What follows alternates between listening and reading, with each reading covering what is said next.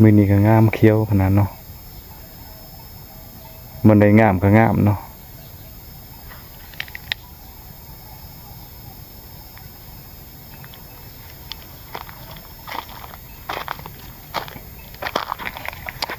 นี่เนาะทุกคนมาแลเพิ่นเฮ็ดคักอีหลีเนาะทุกคนโธ่ชวนเพิ่นงามอีหลีเนาะนี่เนาะนี่เติบเนาะทุกคน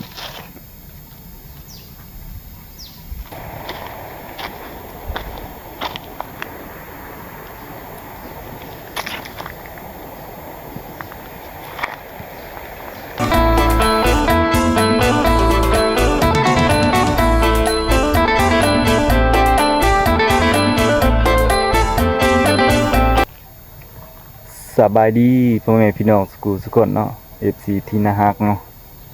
มื้อนี้บ่าวทองสมุทรออกไปสวนเนาะทุกคนออกไปเบิ่งสวนมันต้นเนาะทุกคนหลังจากที่เฮาปลูกด้นเติบเลยเนาะทุกคนว่าสิเป็นจังไดเนาะทุกคนมื้อนี้สิอัปเดตให้พี่น้องเบิ่งเนาะมันสิงามหรือว่ามันสิบ่งามเนาะนี่เนาะทางหลังนี่เนาะทุกคน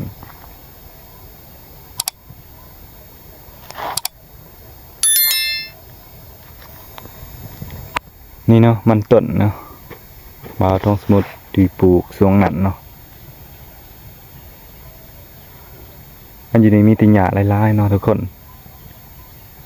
เอาเชี่ยหญ้าหรือว่าท่อนหญ้าบ่ทันแล้วเนาะทุกคนเบิ่งนี่ก็ปลูกน้ำลังเนาะทุกคนเบิ่งนี่ก็ปลูกก่อนปลูกเบิ่งนี่ปลูกต้นอันนั้นนะ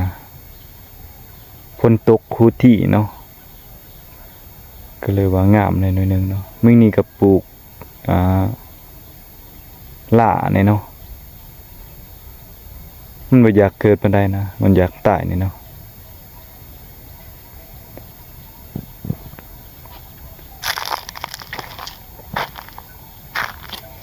อันเบิ่งนี่แบบว่าบ่าวทองสมุทรก็ตัดอันนั้นนะลำมันแบบว่าตัดปลูกต้นปลูกนะแบบตัดแบบสั้นโพดนะแบบตัดทอนบ่ยาวเนาะอันเบิ่งนี่แบบว่าตัดทอนยาวเนาะก็เลยว่ามันอยากเกิดคุกกเนาะทุกคนอันนี้ตัดแบบสั้นลายเนาะทุกคนมันอยากเกิดแบบว่ามันลำมันแนวพันธุ์มันบ่อยากเพาะเนาะทุกคนก็เลยว่าตัดลำอยากได้ลายก็เลยว่าให้มันเพาะเนาะก็เลยว่ามันบ่อยากเกิดกุกเนาะตัวตายก็ตายเนาะทุกคนอันอยู่นี่ตัดแบบทอนยาวเนาะทุกคนก็คือว่าเกิดอยากคุกกเนาะทุกคน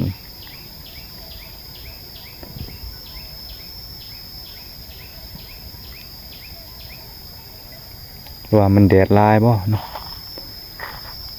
มันจึงตายเบิดเนาะ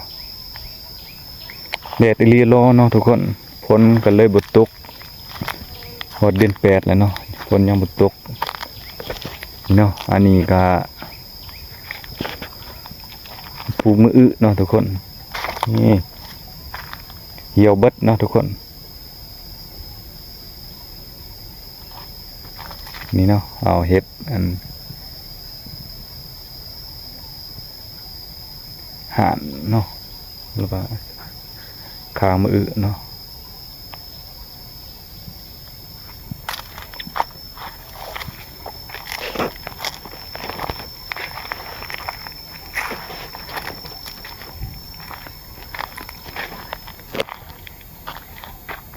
นี่บ่าวทองสมุทรเสียหญ้ากำลังบดใส่เนาะ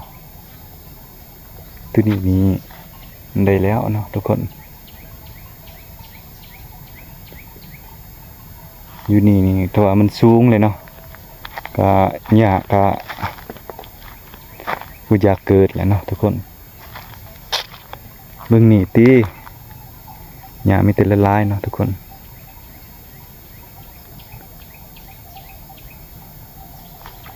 มันบ่แข็งแรงเนาะทุกคนรับตัดสั่นลายนี่ตายเบิดเนาะ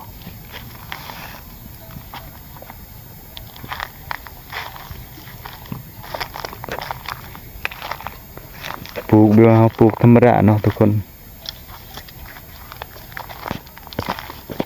แบบบ่ว่าปลูกแบบบ่ได้ใส่งบเนาะบ่ได้ไทยนะว่าซั่นซะปลูกธรรมชาตินี่เนาะบ่ได้ใส่ปุ๋ยใส่หยังบ่ได้ใส่เวลาปลูกบ่ได้ใส่น้ำยาเนาะเป็น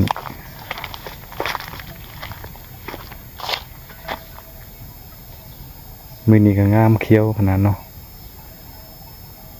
มันได้งามก็งามเนาะ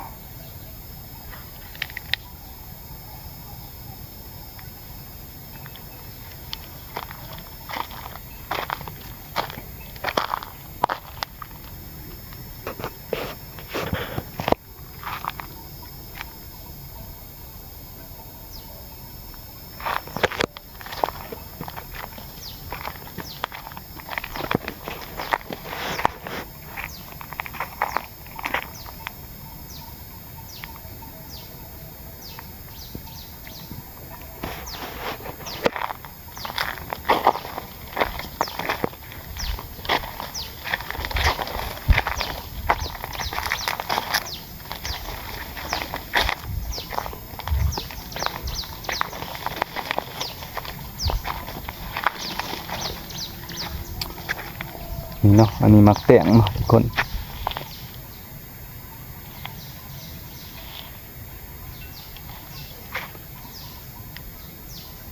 เป็นมากเลยดิ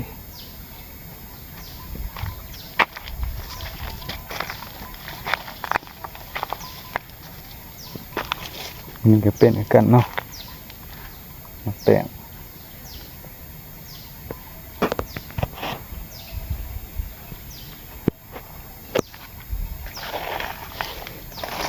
นี่เนาะ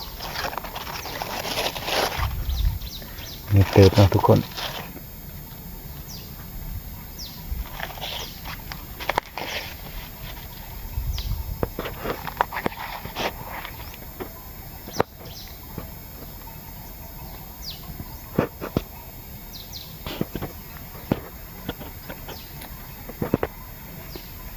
เมืองนั้นมันแต่ว่าส่วนบ่าวแหล่เนาะทุกคนเมืองนั้นเพิ่นงามอีหลีเนาะทุกคนส่วนบ่าวแหล่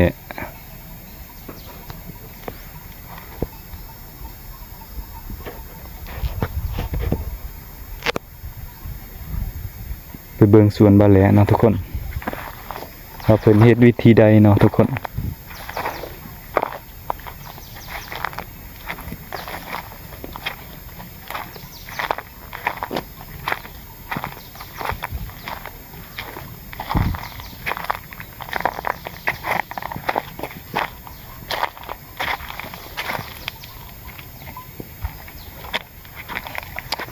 นี่เนาะทุกคนมาแลเพิ่นเฮ็ดคักอีหลีเนาะทุกคนโธ่ชวนเพิ่นงามอีหลีเนาะเพิ่นแบบเพิ่นคูนขึ้นเนาะเฮ็ดแบบเป็นเต่านมเนาะคักอีหลีเพิ่นเอาหญ้าได้อีหลีล้อเนาะเพิ่นสิแม่นดุมันโอ้ส่วนเพิ่นกว้างเติบเลย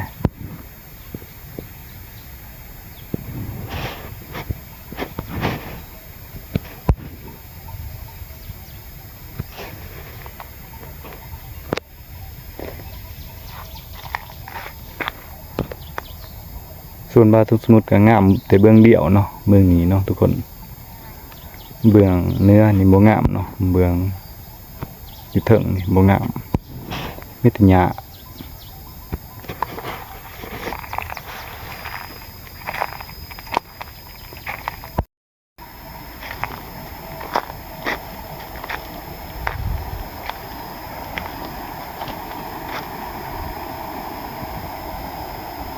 มันอื้อนี่ก็เหี่ยวเบิดเนาะมันแดดหลายๆเนาะทุกคน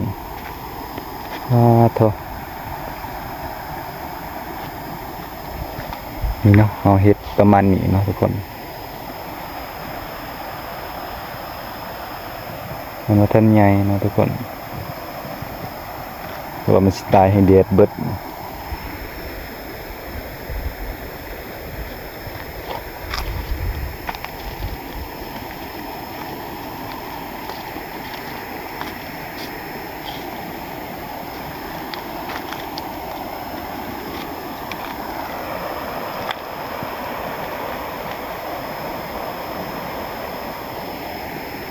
เป็นถ้วยน้ำปลาเนาะตัวนี้เนาะทุกคน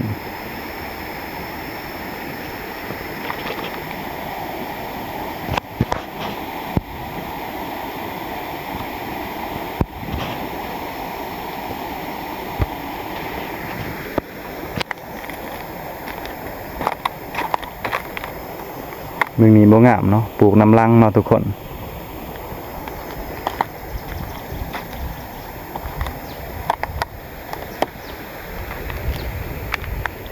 นี่เนาะมะอึเนาะ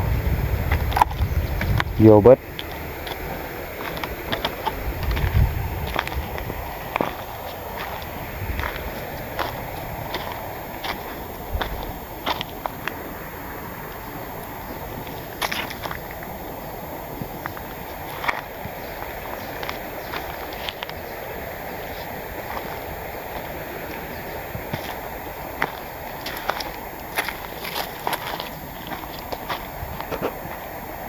อยู่รวมในเฮาปลูกกล้วยเนาะทุกคน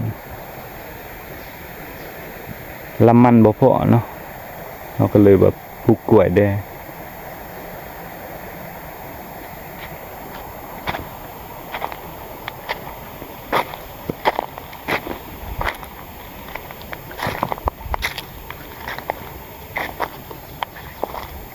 ที่นี่แม่นว่าเฮาลกบ่เบิดเนาะทุกคน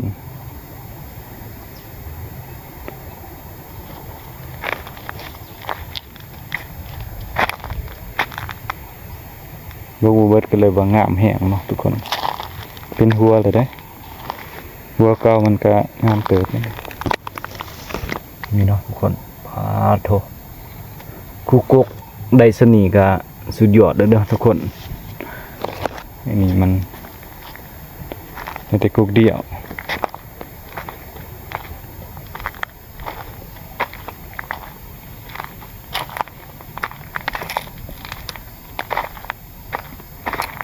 นี่ไม่ติหยาเนาะทุกคนโธ่เติมบุงามอีกไง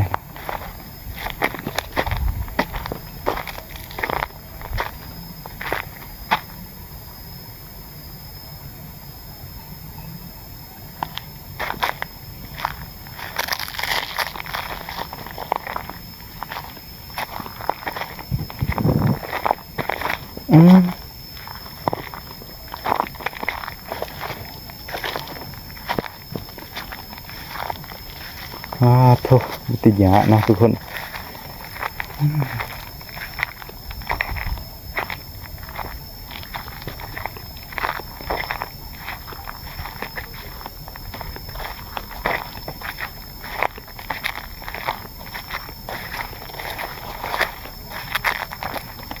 มินิเฮา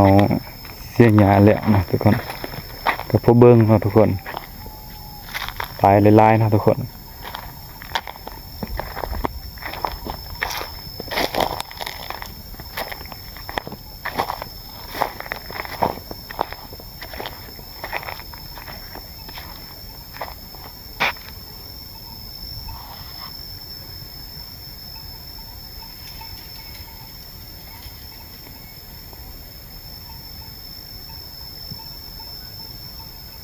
ก็ประมาณนี้เนาะทุกคน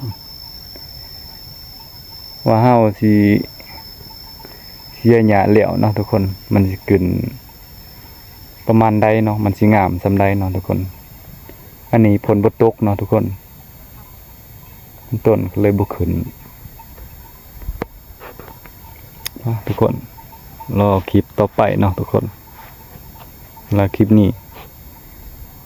ก็จบสำนี้ก่อนเนาะบ๊ายบาย